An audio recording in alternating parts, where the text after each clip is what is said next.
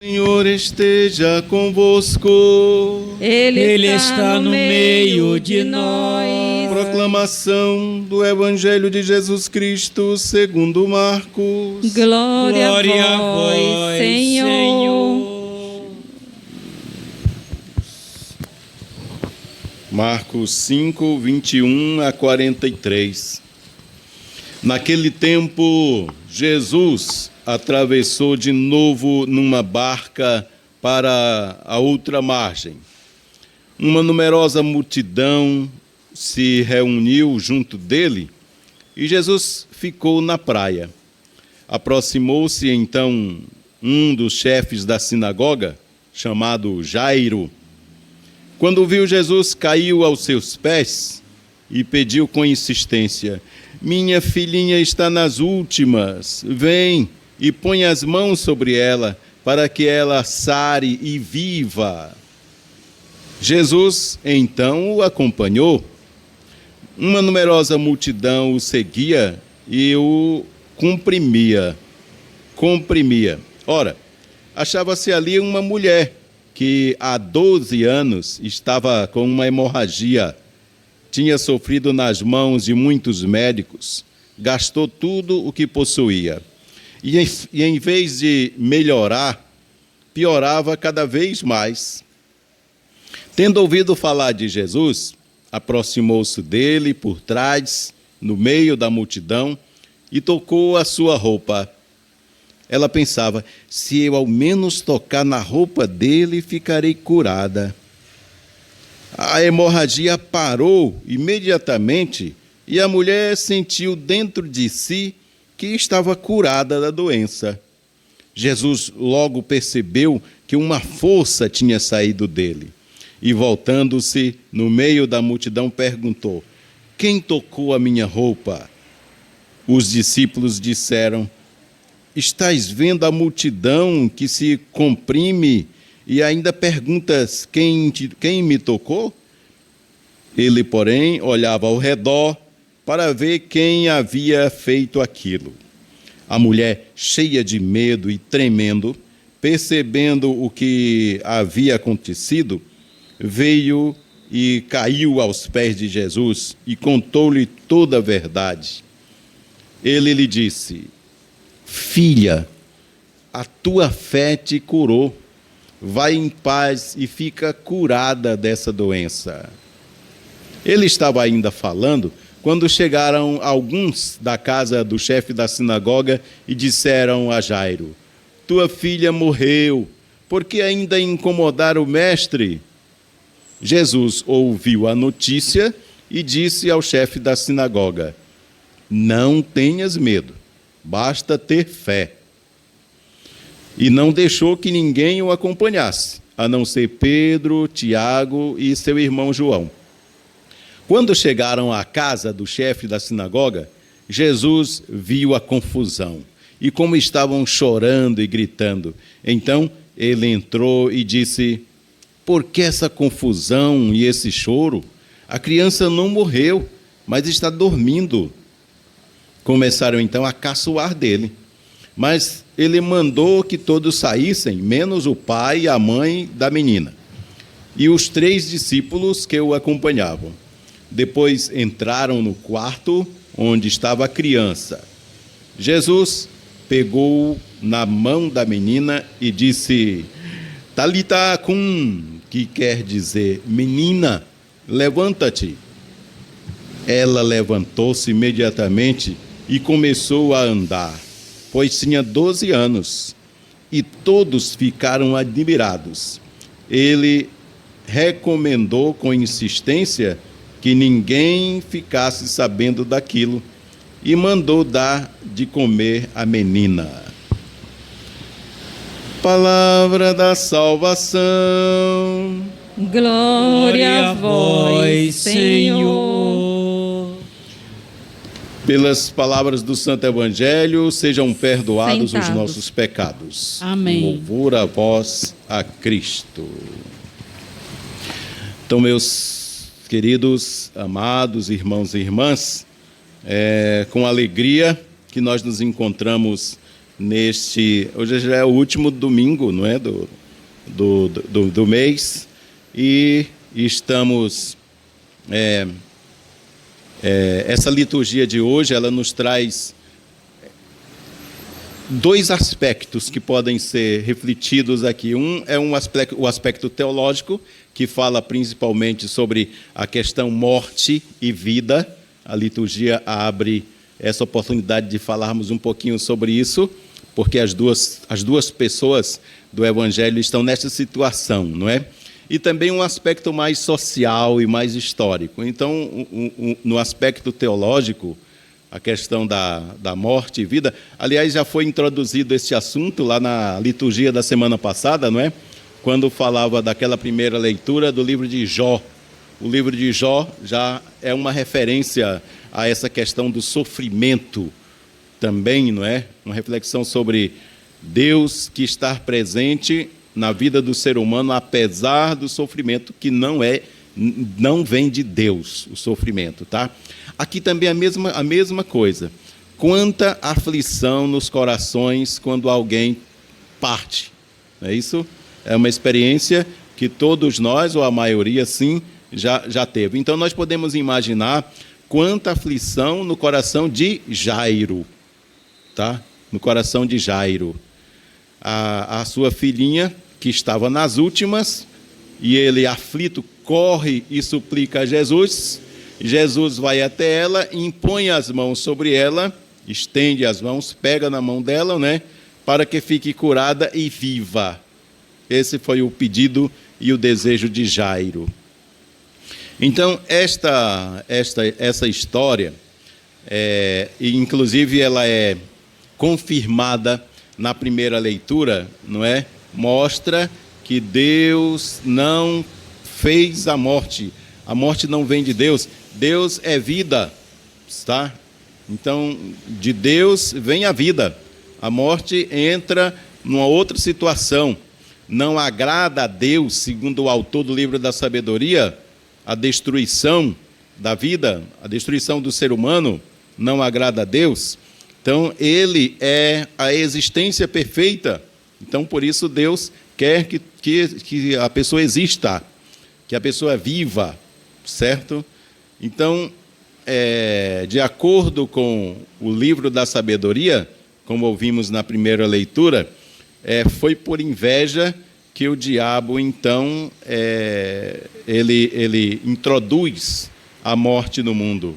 Tanto é que fala disso, né, quando registra a primeira morte de Caim e Abel, lá no Antigo Testamento, não é?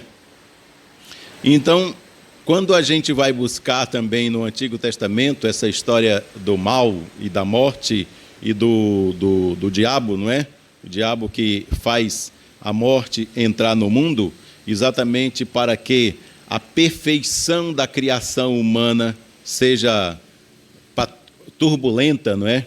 Seja afetada a perfeição da criação de tudo, incluindo do ser humano, não é? Então, o diabo, movido pela inveja, tá? Em dois sentidos, é registrado no livro da Sagrada Escritura, não é? Que esse anjo que se rebeliou contra Deus, assim diz a Bíblia, que era por causa da sua beleza, era dentre os anjos, dos arcanjos, o mais belo. Então, a sua beleza, não é, o afeta de tal forma que ele reúne outros anjos para fazer a sua própria corte, o seu próprio poder, não é? Então, se rebela contra Deus. O livro os Hebreus, né, a carta aos Hebreus, o livro dos Hebreus no Novo Testamento, fala muito sobre isso também, não é? Quando ele diz assim, falando sobre a inveja do demônio, diz assim, Hebreus capítulo 11, 1:6, diz assim, e todos os anjos de Deus o adoraram. Aí ele faz uma referência a Jesus, ao próprio Deus que se faz ser humano, e Jesus, ele é adorado por todos, inclusive pelos anjos, não é? E todos os anjos de Deus o adoraram. Então isso causa inveja nesse anjo, não é? Que se acha o mais belo de todos, não é? e aí se rebela contra Deus. Então, o mal que ele consegue fazer, então, como não pode fazer nada a Deus, então faz contra Deus, afetando o ser humano com a questão da morte. Assim, o autor do livro sagrado, ele conta para justificar, então, essa entrada da morte no mundo, não é? Então, a sabedoria faz essa referência. Foi por inveja do diabo que a morte entrou no mundo. Então, experimentam a morte quem pertence à morte, o mal. Quem já tem aquela tendência para o mal, experimenta a morte. Porque, na verdade, a morte é o quê? É estar sem Deus. Tá? Então, nesse contexto, quem morre sem Deus, aí não tem condição de jeito nenhum, não é? Porque ele mesmo fez a escolha. Mas não é o caso da pessoa que tem fé. Vamos chegar na questão da fé, que move tudo aqui nessa liturgia, não é? O que ampara a nós cristãos, e todos, até mesmo quem não é cristão, é a fé em Deus, acreditar em Deus e acreditar que a nossa vida ela é continuada. Aliás, professamos esta fé quando na missa que celebramos, o prefácio da missa pelos falecidos, não é?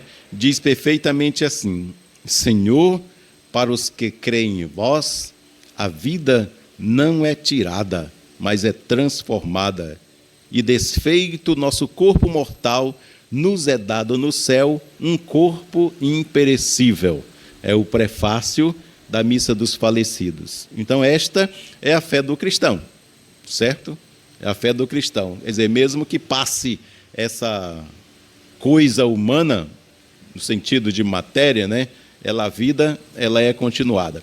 Então, tem sentido também quando a gente entra nessa história da mulher, a viúva, a mulher do Evangelho, né? E a criança, ela tem o mesmo sentido de morte e de vida, porque está morto para a sociedade é a mesma coisa de nada valer, não é? E aqui nós temos uma curiosidade, qual era a idade da criança, da filha de Jairo? 12 anos, não é? Quanto tempo a mulher sofria de hemorragia? Está vendo? Então, a gente já encontra aí umas curiosidades. Então, a mulher é anônima, não é que ela não tem nome, não tem nenhum sinal aí, né? É uma mulher anônima, tá? Por isso pode ser qualquer pessoa, não é? Que sofre de algum mal. Então, se para a mulher esse fluxo de sangue a torna, segundo a lei religiosa, estéril e a torna impura, assim é o livro do Levítico, capítulo 15, versículo 19 e 25, é lei religiosa. A mulher, quando no fluxo de sangue, ela é impura, e a quem ela toca também se torna impuro, tá? Então era proibido. Daí então o motivo pelo qual ela toca em Jesus às escondidas.